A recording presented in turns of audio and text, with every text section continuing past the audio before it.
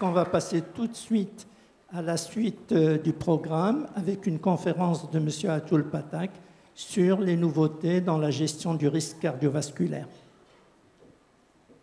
Merci, Monsieur le Président, chers amis.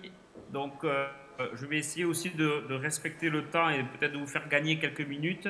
Mais il y a eu effectivement dans les mois qui viennent de s'écouler des nouvelles recommandations sur la prise en charge du risque cardiovasculaire qui, in extenso, ont également absorbé la prise en charge de l'hypertension artérielle. Et donc, je voulais partager avec vous cette réflexion et vous verrez finalement qu'on a abordé un certain nombre de questions. Donc, de façon synthétique, qui c'est que l'on traite dans ces nouvelles recommandations? Eh bien, ça n'a pas changé. Ce sont tous les hypertendus qui ont une pression artérielle supérieure à 140/90.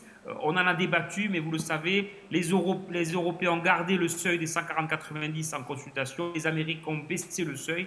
Mais en Europe, on traite les gens qui ont une pression artérielle de consultation supérieure à 14/9.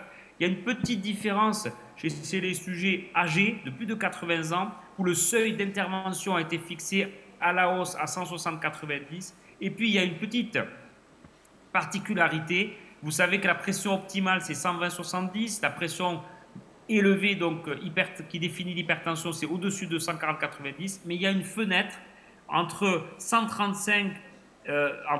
et 139 pour la systolique et 85 et 89 pour la diastolique, qui sont les patients qui sont dits avec une pression artérielle normale haute. Et chez ces sujets, lorsque le risque cardiovasculaire est accru, il faudra intervenir ou agir.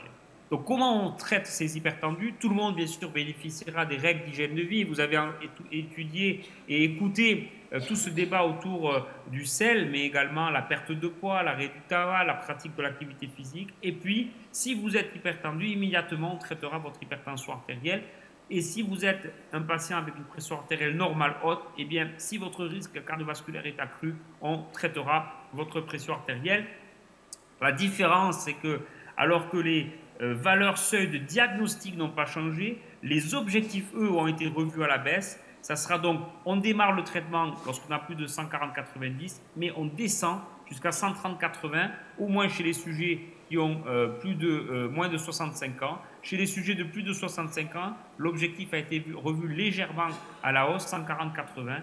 Et enfin, on n'ira jamais en dessous des 120/70 pour ne pas s'exposer au risque du phénomène de la courbe en J. Vous savez, la courbe en J, c'est quand la pression artérielle baisse, le risque cardiovasculaire baisse. Quand la pression artérielle baisse trop, le risque cardiovasculaire réaugmente.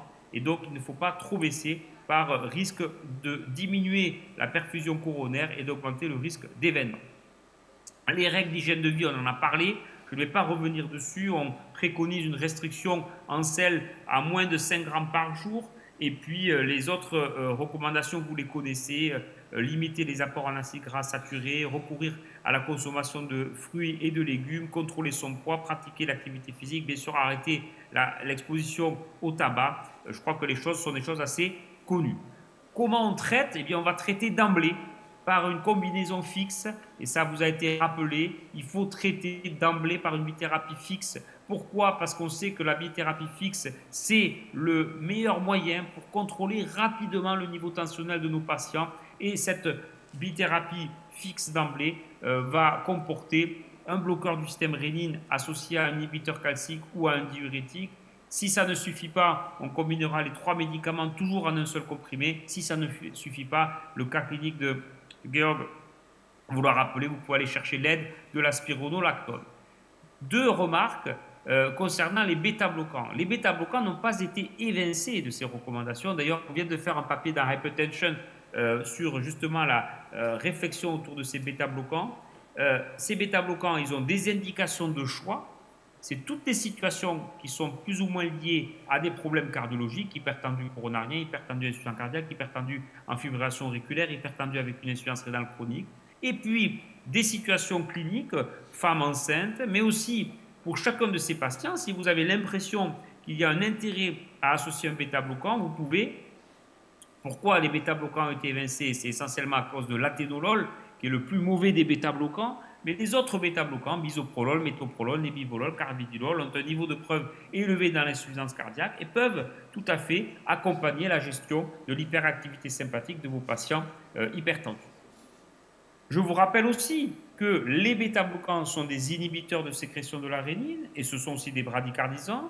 Ils ont une place donc dans les indications cardiologiques. Ils peuvent s'associer à d'autres médicaments, les diurétiques thiazidiques qu'on a parlé ou les inhibiteurs classiques.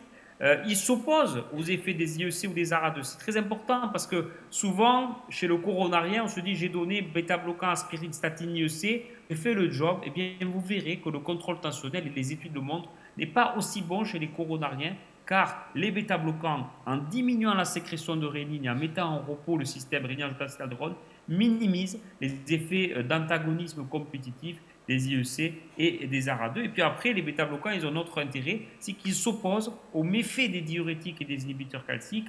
La vasodilatation périphérique ou la dépression hydrosodée entraîne une tachycardie réflexe à laquelle s'opposera l'utilisation du bêta-bloquant. D'ailleurs, dans ces recommandations, que ce soit pour l'hypertension artérielle ou pour le risque cardiovasculaire, vous le voyez, la fréquence cardiaque est désormais devenue un autre élément qui va rentrer en jeu pour l'évaluation du risque cardiovasculaire. Et vos hypertendus avec une fréquence cardiaque élevée sont des hypertendus à très haut risque cardiovasculaire qu'il faudra donc traiter de façon adaptée. Pourquoi? Eh bien parce qu'on sait que la fréquence cardiaque, c'est un marqueur de risque.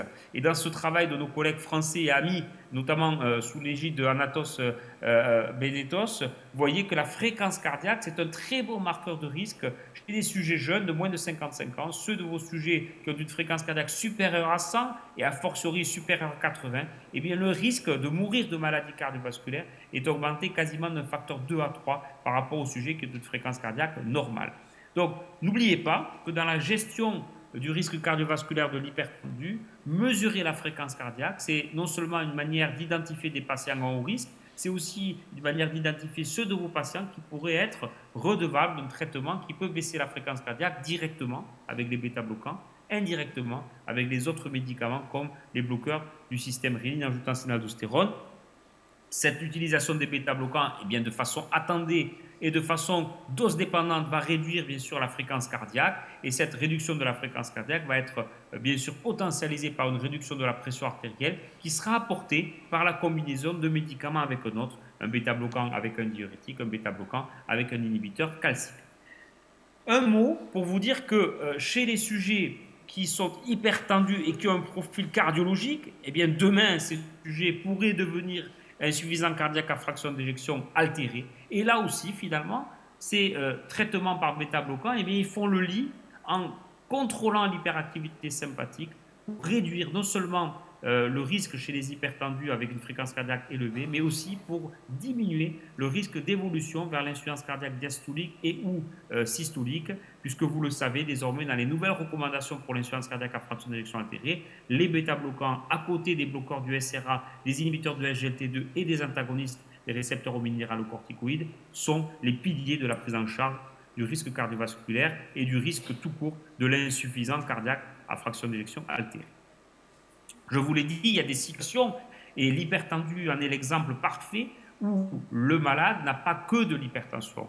Hypertension et fibrillation auriculaire, je vous rappelle que la première cause de fibrillation auriculaire, c'est l'hypertension artérielle. Eh bien, le combo de départ, l'association de départ, sera nécessairement une association qui comportera un bradicardisant, soit un bêta-bloquant, soit un inhibiteur calcique à tropisme cardiaque, auquel on adjoindra, comme à son accoutumée, un bloqueur du SRA ou un diurétique, et si cela ne suffit pas, les 3 médicaments.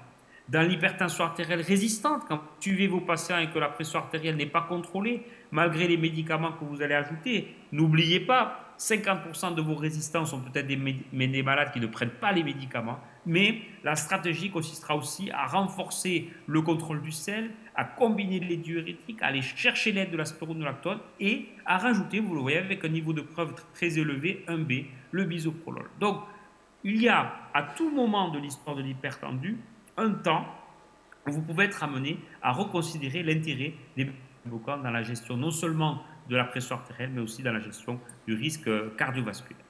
Alors, je vous l'ai dit, et j'en ai parlé tout à l'heure, mais je pense que dans la sympathomodulation, ce dernier travail que nous avons publié dans Circulation rappelle que la dénervation rénale est non seulement une stratégie de sympathomodulation, mais également une stratégie qui fait baisser la pression artérielle, puisque coup sur coup, 5 essais ont rappelé le bénéfice de cette intervention dans le contrôle tensionnel. Mais il y a un autre élément très intriguant et très intéressant, c'est que cette stratégie réduit la fréquence cardiaque. Et les patients hypertendus qui ont la fréquence cardiaque la plus élevée sont ceux qui répondent le mieux à la dénervation rénale. La boucle est bouclée. Je pense que l'hyperactivité sympathique, l'élévation de la pression artérielle, l'élévation de la fréquence cardiaque identifient des patients qui répondent particulièrement bien à la réduction de l'hyperactivité sympathique.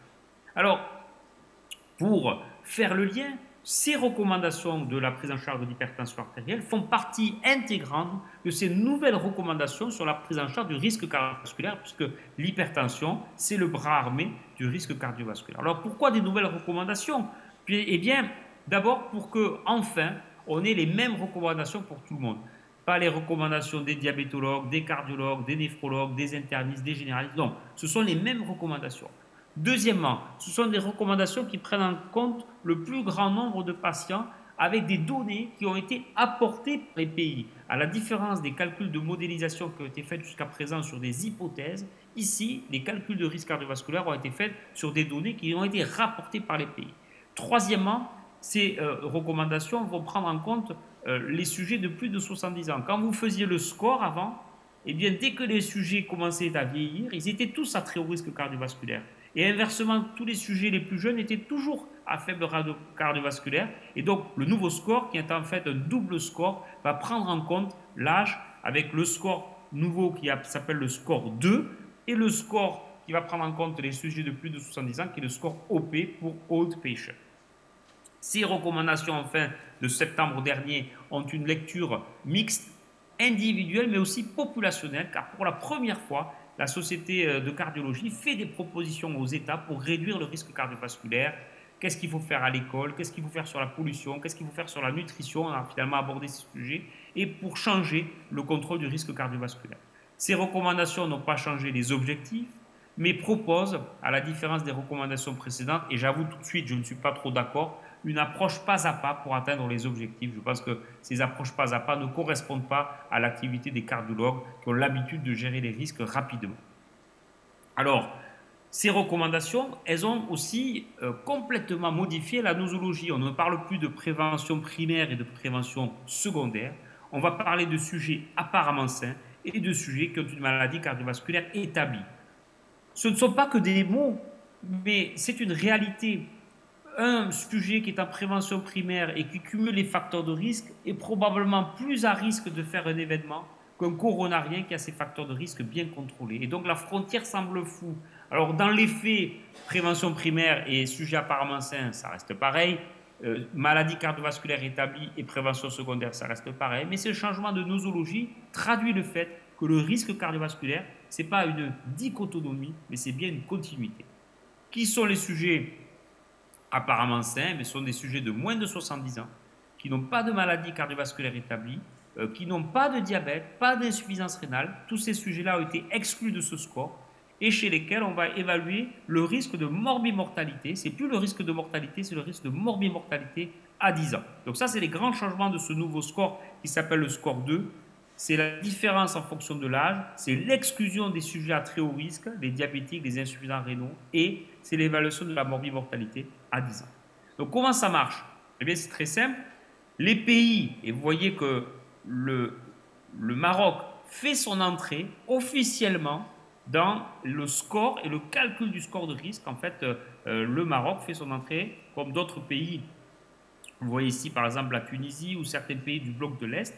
Mais en tout cas, l'Europe du risque, ce n'est pas l'Europe géopolitique, c'est un territoire, vous voyez, qui est beaucoup plus vaste. Alors oui, vous allez me dire, elle fait son entrée, le Maroc fait son entrée, mais fait son entrée en rouge. Et oui, le Maroc est considéré comme un pays dans lequel les sujets sont à très haut risque cardiovasculaire, mais sur la base de données qui ont été données par le Maroc et pas sur la base de modélisation. Donc comment on calcule ce score? Eh bien, ce score, vous voyez, il va reposer sur d'abord l'âge. Si vous avez plus de 70 ans, on va utiliser le score de OP, pour Old Patient, c'est celui que j'ai utilisé ici. Si vous avez moins de 70 ans, vous allez utiliser le score 2. D'accord? C'est deux tables différentes. qu'est-ce qu'il y a comme item dans cette table? Il y a la pression artérielle systolique, comme avant. Il y a l'âge, bien sûr. Il y a le caractère fumeur-non-fumeur, le genre, homme-femme. Et puis, autre nouveauté, on ne va plus parler de cholestérol total, mais on va parler du non-HDL cholestérol. C'est tout simplement le cholestérol total dont on a soustrait la valeur du HDL pour obtenir les fractions les plus hétérogènes. Parce qu'on se doutait bien qu'en plus du LDL, il y avait d'autres fractions dont on ne prenait pas compte. Et donc, ce calcul, c'est on prend le cholestérol total, j'enlève le HDL, et tout ce qui est non-HDL, c'est la fraction hétérogène. Et je vais me servir de ces valeurs pour définir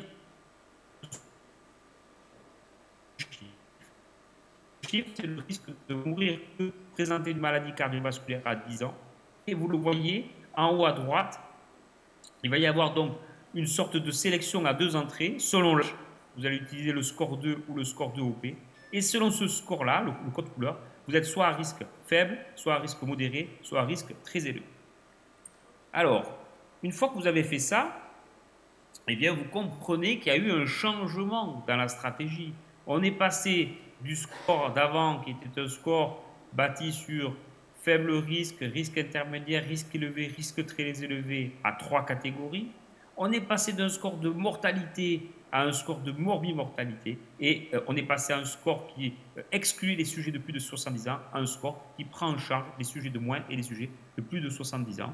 Donc vous avez ici un calcul qui a été fait, et on va maintenant logiquement aborder quels sont les patients qu'on va traiter. En fait, on ne traitera donc pas tout le monde, on traitera les sujets qui sont considérés à très haut risque cardiovasculaire. Et bien, en fonction de l'âge, le très haut risque cardiovasculaire, c'est représenté dans la table en bas, c'est les patients en rouge.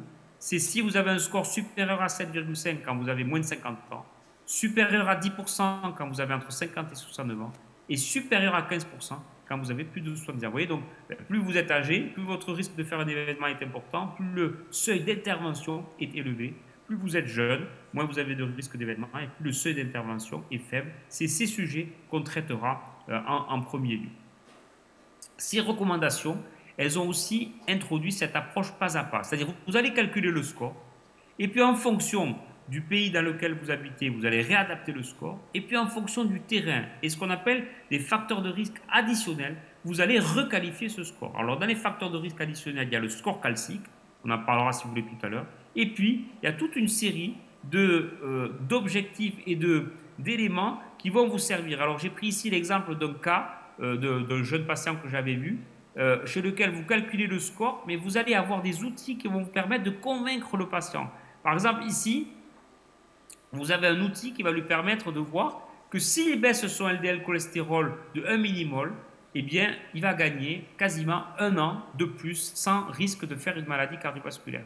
Que s'il arrête de fumer, il va gagner 4 ans de vie supplémentaire sans événement cardiovasculaire. C'est les scores qui sont adossés au score qui s'appellent respectivement, vous voyez ici, le Life Cardiovascular Disease Model ou le Smoke Cardiovascular Disease Model.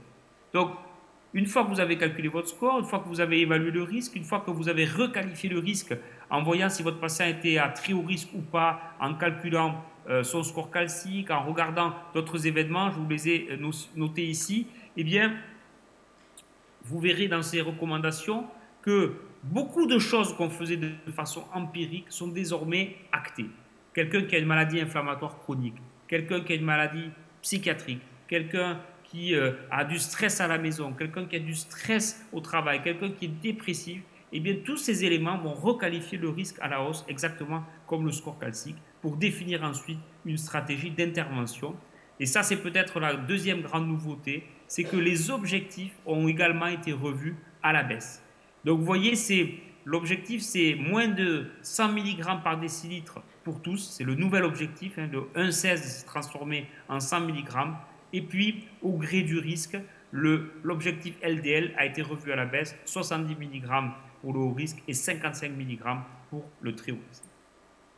Alors, qu'est-ce qu'on va utiliser comme traitement? Et c'est là où je trouvais un peu intéressant.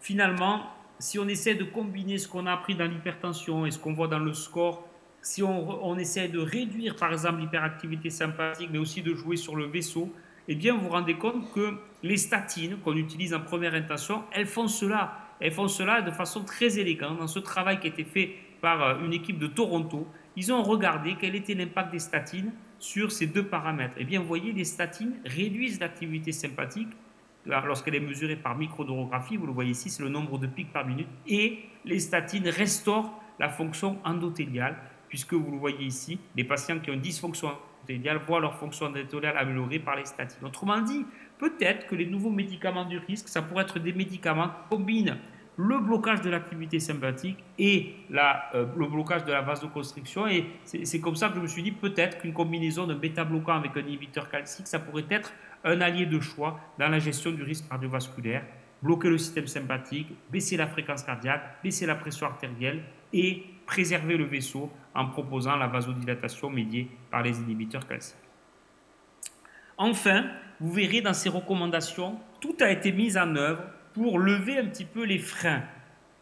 Bien sûr, il y a l'adhésion aux règles d'hygiène de vie, mais il y a aussi toute une volonté pour lever un petit peu les croyances, les fausses croyances et la désinformation qu'il y a souvent sur la gestion du risque cardiovasculaire.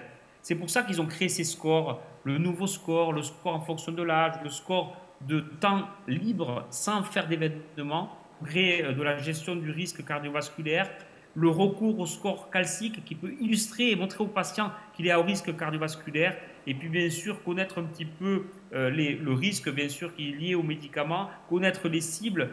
Et vous le voyez, finalement, ces recommandations, elles vont quand même promouvoir une baisse des objectifs LDL de 1,16 à 1, de 1 à 0,7, de 0,7 à 0,55, voire même à 0,4 pour les gens qui ont fait 2 événements vasculaires dans les 2 dernières années. Alors, je vous l'ai dit, ces recommandations, c'est là où je suis un petit peu moins d'accord. Elles proposent une approche pas à pas. On évalue le risque, on évalue les objectifs, on démarre le traitement, on réévalue le risque, on réévalue les objectifs, on adapte le traitement. Moi, je crois que cette approche, ce n'est pas une approche de cardiologue. Alors, c'est une approche dite pas à pas, c'est une approche intellectuellement intéressante, mais déjà, c'est compliqué. Regardez ce tableau. Selon l'âge, je vais évaluer le risque. Selon l'âge et le risque, je vais identifier les patients à haut risque. Donc, je vous l'ai dit, ces patients à haut risque, ils varient selon les catégories d'âge. Selon ce niveau-là, je vais définir un seuil d'intervention. Vous l'avez vu, c'est toujours 100 mg par décilitre pour le LDL et c'est toujours 180 pour l'objectif tensionnel. Et puis, dans un second temps, je vais réévaluer le risque avec des outils complémentaires et je vais ensuite réévaluer ce risque cardiovasculaire et réévaluer les objectifs thérapeutiques. Et vous avez ici ces facteurs de risque additionnels. Donc l'ethnicité, la fragilité, l'histoire familiale, la génétique, le cancer. Mais c'est là où ça devient un petit peu flou. C'est qu'est-ce que je fais quand j'ai un patient qui a un risque X et qu'il a un cancer ou une maladie inflammatoire? Je monte de combien? Je passe à quel niveau? Alors, quand j'ai interrogé les gens qui ont fait ces recommandations, ils ont dit, ben, si tu as une autre maladie, tu passes d'une catégorie à l'autre. Donc, si tu es faible risque, tu passes à risque modéré. Si tu es à risque modéré, tu passes à un risque élevé. Mais ceci sans quantification. En tout cas, quand vous avez fait cette approche pas à pas et que vous êtes donc au palier 2, vous avez calculé le risque, vous l'avez adapté en fonction de l'âge, vous avez identifié vos patients, vous avez réévalué le risque avec ces nouveaux paramètres et cette réévaluation du risque, si elle requalifie le patient, va vous amener à être beaucoup plus à risque. On est toujours en prévention primaire, mais si votre patient est à haut risque ou s'il devient à très haut risque en prévention primaire, eh bien, vous voyez, les objectifs changent et ils sont revus à la baisse, 70 mg par décilitre ou 55 mg par décilitre. Quels sont les moyens disponibles pour atteindre ces objectifs? Il y a le contrôle des facteurs de risque, le contrôle de la tension, le contrôle de l'environnement risque et bien sûr le contrôle lipidique. En premier lieu, statines à forte dose, les plus puissantes, auxquelles on adjoindra les étimib et pour lesquelles on ira chercher l'aide des anticorps anti-PCSK9 pour atteindre l'objectif lipidique.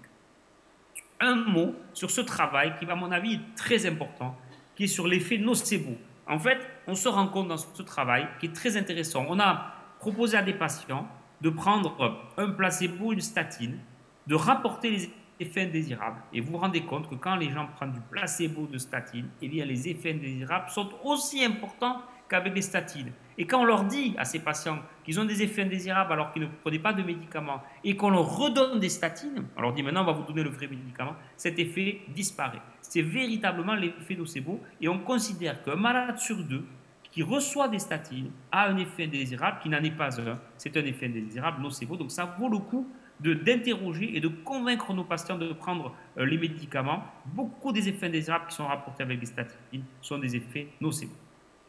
Donc en conclusion, moi ce que je voulais partager avec vous, c'est que les dyslipidémies comme l'hypertension artérielle reste un facteur majeur de risque cardiovasculaire, que ces nouvelles recommandations, elles ont pris en compte un certain nombre de particularités, l'âge, le niveau de risque, elles prennent en compte la mortalité et la morbidité, que les interventions sur la pression artérielle et sur le LDL diminuent le risque de survenue d'événements cardiovasculaires, que l'identification des patients au risque va passer par l'utilisation de 2 scores, le score 2 ou le score 2 OP, que les changements qu'on va imposer à nos patients sont des changements d'hygiène de vie mais aussi d'intervention, en tenant compte la préférence patient, l'information au patient pour atteindre ces objectifs, objectifs qui ont été revus à la baisse pour la pression artérielle, moins de 130/80, pour le LDL cholestérol, moins de 1 g, et que ces objectifs vont être revus encore plus à la baisse si vous requalifiez le risque de vos patients.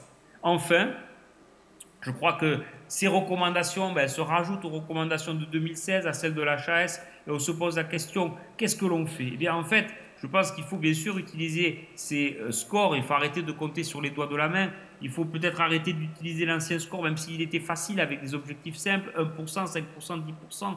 Le nouveau score, c'est forcément mieux. C'est surtout mieux pour ne pas passer à côté des patients à haut risque cardiovasculaire. C'est surtout mieux pour traiter peut-être plus agressivement les patients qui sont hypertendus ou dyslipidémiques, avec la volonté de contrôler les lipides et de contrôler la pression artérielle. Merci pour votre attention. Merci beaucoup Atul. Très belle communication qui fait la mise à niveau sur les recommandations à la prise en charge du risque cardiovasculaire.